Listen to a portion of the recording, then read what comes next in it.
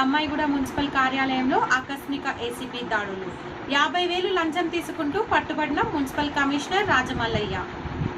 ఈ దాడిపై ఏసీపీ మహేష్ గౌడ్ వివరణ ఇచ్చారు.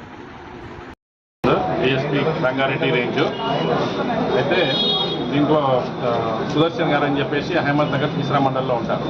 ఆయన ఒక కంప్లైంట్ చేయడం జరిగిందండి. ఆయనకి వాళ్ళ నేబర్ ఒక అతను ఉన్నాడు. వాళ్ళకి మధ్యలో ఒకటి ల్యాండ్ డిస్ప్యూట్ జరుగుతుంది. ఆల్మోస్ట్ ఒక 3 గుంటల ల్యాండ్ గురించి వాళ్ళకి డిస్ప్యూట్ జరుగుతుందని కంప్లైంట్ తెలిపినాడు. అయితే ఇందులో భాగంగా వీళ్ళిద్దరి మధ్యలో ఉన్న డిస్ప్యూట్లో భాగంగా వాళ్ళ నేబర్ ఎవరైతే ఉన్నారో ఆ నేబర్ ఒక ల్యాండ్ కాంపౌండ్ వాల్ని వీళ్ళ ల్యాండ్లో కట్టినాడని చెప్పేసి, ఆ ల్యాండ్లో ఏదైతే కట్టినాడో అది గవర్నమెంట్ ల్యాండ్ అని చెప్పేసి ఈ యొక్క కంప్లైంట్ రాజమల్లయ్య మున్సిపల్ కమిషనర్ గారిని అప్రోచ్ చేయడం జరిగింది. ఆయనకు ఫిర్యాదు చేశారు అనమాట.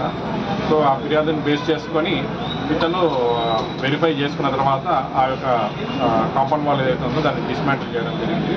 అయితే ఆ డిస్మాంటిల్ చేసిన తర్వాత మళ్ళీ అతని నైబర్ ఏం చేశాడంటే ఒకటి మళ్ళీ రీకన్స్ట్రక్ట్ చేసి మళ్ళీ స్టేటస్ కో అనే ఆర్డర్ ఒకటి తీసుకొని నాట్ టు డిస్మాంటిల్ అనే order junior civil judge court నుంచి తెచ్చుకున్న తర్వాత ఆ ఆర్డర్ని ఛాలెంజ్ చేస్తూ ఒక కౌంటర్ని ఫైల్ చేయాల్సిందిగా రిక్వెస్ట్ చేస్తూ ఆ కంప్లైంట్ మళ్ళీ రాజమల్లయ్య మున్సిపల్ కమిషనర్ గారిని అప్రోచ్ చేయడం జరిగింది. ఎందుకంటే ఆ యొక్క ఆర్డర్ దమ్మాయిగూడ మున్సిపాలిటీ అగేన్స్ట్గా వచ్చింది కాబట్టి.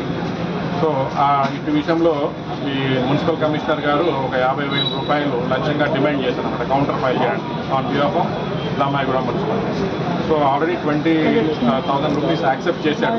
ఈ యొక్క 30,000 రూపాయలు ఏవైతే బ్యాలెన్స్ అమౌంట్ ఉన్నాయో ఆ అమౌంట్ని ఈరోజు ఇస్తున్నప్పుడు రెడ్ హ్యాండెడ్గా పట్టుకోవడం జరిగింది.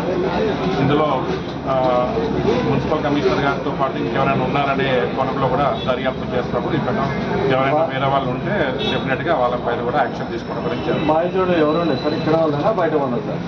అహ్మద్ నగర్ కీసరా మండల్ దమ్మాయి మండల్.